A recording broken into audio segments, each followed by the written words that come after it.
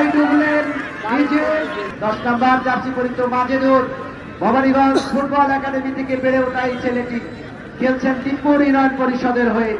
10 নম্বর jersey তার গায়ে, দেখা যায় সেই 10 নম্বর জার্সির মান রাখতে পারেন কিনা।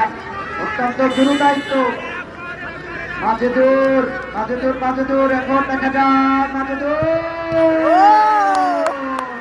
একই নিয়ম ফলো করে মোহাম্মদ সিদ্দিক 49 নম্বর জার্সি পরিহিত খেলোয়াড়। খেলার ফলাফল একটি করে শট থেকে গোল কিন্তু 0-0।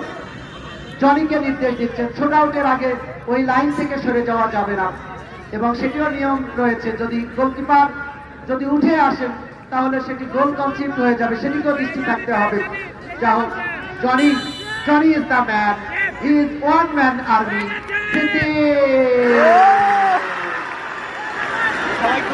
আরো একটা বারের জন্য মাটিতে ডুবে পড়লেন, সেটি হবে হতাশার ছাপ।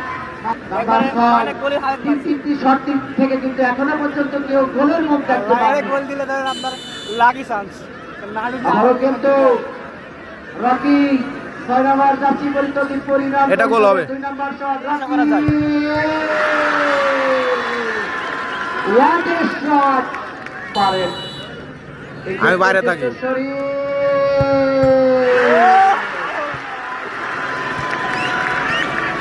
কি হচ্ছে দর্শক, চোখ রাখুন উত্তরা খেলা মাদ্রাসা ময়দানে। আবারও তার জার্সি পরিহিত তিপুর আলামিন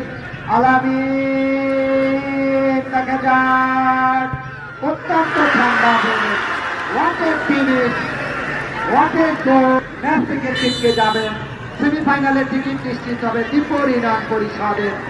জনি গোলকিপার 6 নম্বর জার্সি পরিহিত খেলোয়াড়, এবং গোল সে গোল করেছেন দুটি। এই শট যদি ঠেকিয়ে দিতে পারেন ম্যাচে থাকবেন। দেখা যাক 2 নম্বর জার্সি পরিহিত খেলোয়াড় রবিউল ইসলাম